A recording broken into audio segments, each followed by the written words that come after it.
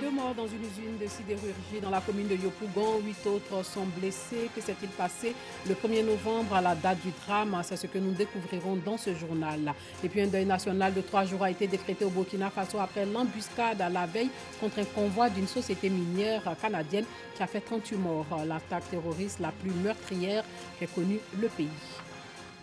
Bonsoir et bienvenue dans le 19h. 2 personnes ont trouvé la mort dans une usine de fabrication de fer à béton. 8 autres sont brûlés. Le drame s'est produit le 1er novembre dernier en zone industrielle dans la commune de Yopougon. Que s'est-il passé pour qu'on en arrive là? La réponse dans ce reportage. Ces images font le tour des réseaux sociaux. Des personnes présentées comme des employés d'une entreprise de sidérurgie brûlée après un accident survenu sur leur lieu de travail le 1er novembre dernier. 6 jours après le drame, nous nous rendons dans l'usine en question située en zone industrielle de Yopougon. Dans la nuit du vendredi, le 1er novembre, nous étions en pleine production. Lorsqu'à partir de 23h20, on a entendu une certaine tonalité. En tant que supérieur de production, je suis rapidement venu sur les lieux pour constater un peu ce qui se passait. Donc j'ai constaté que l'aimant s'était détaché et que l'aimant est retombé au niveau du four. Donc le poids de l'aimant a provoqué l'éclat de la coulée, ce qui est versé sur les gens. C'est donc cette boule de plusieurs tonnes qui s'est détachée de cette barre coulissante avant de tomber dans le liquide de fer de 6000 degrés, éclaboussant les ouvriers sur les lieux. Bilan 2 morts et des blessés graves, comme nous le rapportent les responsables de l'entreprise. Il y a 10 blessés. 10 blessés, 3 Indiens et 7 Ivoiriens.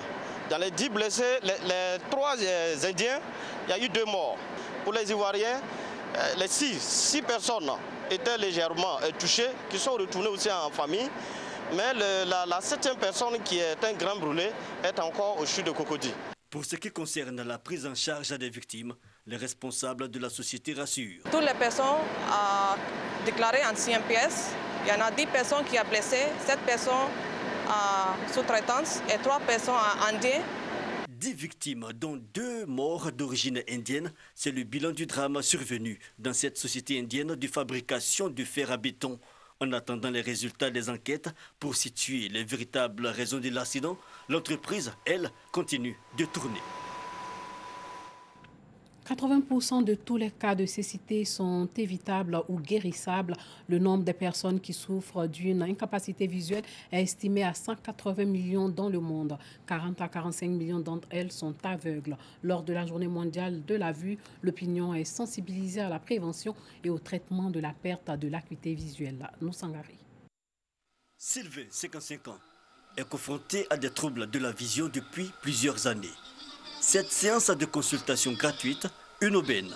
Cette fois-ci, je suis venu pour revoir parce que chaque 2 ans, il faut que je change mes verres. Donc, je n'ai pas encore atteint encore les 2e années. Bon, c'est pour pouvoir revoir si je peux encore prendre l'autre verre. L'activité s'inscrit dans le cadre de la 18e journée mondiale de la vue célébrée chaque 10 octobre. La date de cette journée a été décalée. Elle est célébrée ce 7 novembre en Côte d'Ivoire. Une célébration annuelle qui a pour but d'attirer l'attention sur les facteurs de risque de la cécité et de la déficience visuelle. Il ne s'agit pas pour nous seulement d'attendre que les individus soient malades pour essayer de leur trouver des solutions, mais l'approche, c'est qu'il faut pouvoir conserver la bonne santé visuelle des gens. Donc nous avons des activités promotionnelles dans ce sens. Il faut pouvoir aussi empêcher que la personne ne puisse contracter une quelconque maladie. Ça, c'est de la prévention. C'est pour ça qu'il faut aider les Ivoiriens à préserver leur vue, à préserver la bonne qualité de leur vue. La vision d'abord, thème choisi pour cette 18e édition, met en avant la santé visuelle des enfants. L'enfant doit avoir sa vue. Et les enfants disent aujourd'hui à leurs parents, à toutes les autorités, que leur vue, c'est leur avenir. Et le conseil qui suit ce thème-là, c'est ma vue, mon avenir. Déclaré problème de santé publique par l'OMS, les maladies des yeux touchent 60% de la population active mondiale. En Côte d'Ivoire, le taux de prévalence des maladies des yeux est estimé à 3,1%. Les plus fréquentes sont la cataracte et le glaucome, des maladies certes graves qui peuvent conduire à la cécité, mais qui ne sont pas une fatalité. J'avais la cataracte, j'ai mon œil gauche qui était complètement fermé. Et aujourd'hui, Dieu merci, j'ai suivi une intervention chirurgicale et vraiment Mais je me suis retrouvé, vraiment ma santé aujourd'hui oculaire est revenue à la norme. La 18e édition de la Journée mondiale de la vue va s'étendre sur un mois. Plusieurs communes seront visitées par des agents sensibilisateurs, notamment à Bobo, Adjamé, Koumassi et Yopougon. Le lancement de cette journée a été marqué par la distribution de paires de lunettes à 90 enfants. La santé des populations au cœur des préoccupations. Sachez qu'en Côte d'Ivoire, 14% de la population souffre de la drépanocytose et 40% des enfants drépanocytaires meurent avant l'âge de 5 ans. Première maladie génétique au monde avec 300 000 nouveaux cas enregistrés chaque année chez les nouveau-nés. Non contagieuse, la drépanocytose est une pathologie héréditaire. Soro Corona nous en parle. Service pédiatrie du CHU de Bouaké. Camarade Draboussou, mère d'un enfant porteur de la drépanocytose, est venue pour des soins. Au début, je ne savais pas. Parce que depuis à l'âge de 8 mois, elle a commencé à beaucoup tomber malade. On a fait 1 an à l'oncologie de Trècheville, à l'hôpital du Joux. Maintenant, vu les analyses, après, on dit qu'il souffre de la drépanocytose. Première pathologie génétique au monde, avec plus de 120 millions de malades, la drépanocytose est une maladie qui gagne du terrain. La drépanocytose est une maladie génétique qui touche l'hémoglobine. En Côte d'Ivoire, près de 14% de la population souffre de cette pathologie avec plus de 6 000 enfants. Non contagieuse, la drépanocytose est une maladie héréditaire. Les régions où les mariages consanguins sont beaucoup développés, on a le maximum de cas. Moi, je n'ai jamais fait de crise. C'est étant en grossesse de mon premier enfant, les examens qu'on demande au début de la grossesse, c'est là qu'ils ont découvert que j'étais drépanocytaire AS. Et pendant la maladie de la petite, lorsqu'ils ont découvert qu'elle était SS, automatiquement ils ont déduit que forcément le père il a ça. Sinon moi seul je ne pourrais pas rendre l'enfant malade jusqu'à ce niveau-là. Donc lui, sinon on ne savait pas. Dans la plupart des cas, la pathologie est découverte dans la 2e année de l'adolescence. Conséquence, 40% des enfants drépanocytaires meurent avant l'âge de 5 ans. La prise en charge reste la difficulté majeure des parents. Le traitement de la petite coûtait plus de 100 000 francs par mois. Donc vous voyez que pour un parent qui ne fait rien, c'est vraiment difficile. Je demande pardon à tous ceux qui me regardent, qui m'aident. Vraiment, je ne peux plus supporter. J'ai besoin de soutien, qu'on m'aide. Parce que je veux que mon enfant vive. Être drépanocytaire, ce n'est pas facile. Tu peux être au travail, tu te débrouilles, on voit un coup, tu tombes. En tout cas, tous les aides possibles, ça va beaucoup nous aider. Si vous demandez aux parents, est-ce que la prise en charge coûte cher? Beaucoup vont insister sur les difficultés qu'ils ont à réaliser ce bilan pour des problèmes financiers. Une prise en charge approximative et un mauvais suivi provoquent des complications désastreuses chez le malade drépanocytaire. Les principales complications, vous avez l'infection, l'anémie sévère. C'est une des complications importantes. Les enfants qui se présentent avec des douleurs, qui vont crier, ne peuvent pas dormir, les parents même ne peuvent pas dormir. Vous avez des enfants qui peuvent faire des accidents vasculaires cérébraux, des AVC, comme on dit souvent.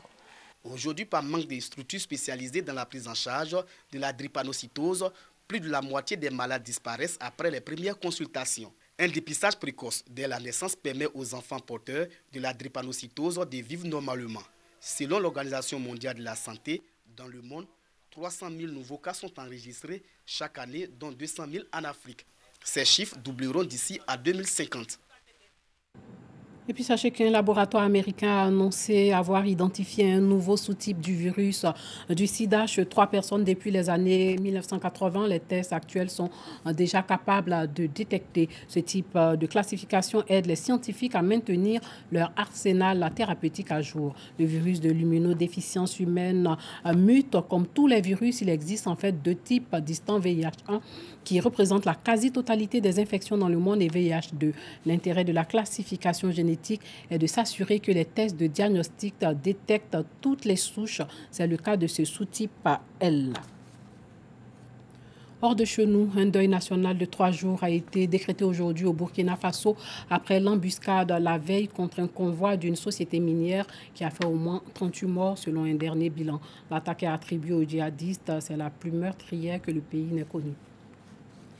Une embuscade contre un convoi transportant des employés d'une société minière canadienne dans l'est du Burkina Faso a fait mercredi au moins 38 morts et 60 blessés. L'attaque la plus meurtrière enregistrée dans le pays depuis le début des violences djihadistes il y a plus de 5 ans. Le frère de l'un des blessés dans l'embuscade raconte. Il m'a dit qu'il a reçu la balle aux cuisses et quand il a voulu rentrer en bas du car, là, c'est en ce moment maintenant que les autres lui ont rejoint là-bas. Et les tirs là, ça multiplie. Et comme il y a les autres en haut et lui il est en bas, et Dieu l'a protégé. Parce que bon, dans ces 2 jours-là, nous tous on est inquiets. Partout on attend des attaques un peu partout, donc vraiment on était inquiets de sa situation. Comme lui il travaille jusqu'à Bongo, à chaque fois nous on est inquiets. Et on mettait tout l'accent sur la prière. L'attaque menée dans la matinée par des individus non identifiés a visé un convoi de 5 autobus transportant des travailleurs d'une mine d'or de la société canadienne Semafo sur la route Ouragou-Bungu dans la province de Tapoa, selon un communiqué du gouverneur de la région et selon Semafo. Les 5 autobus transportaient du personnel, des entrepreneurs et des fournisseurs liés à la campagne minière. Ils étaient escortés par des militaires. L'attaque s'est produite à 40 km de la mine d'or de Bungu. Si la situation continue comme ça, vraiment ça va être très dur pour nous les Burkinabés. On est tous inquiets, on vit mal à l'aise, vraiment on vit dans la peur.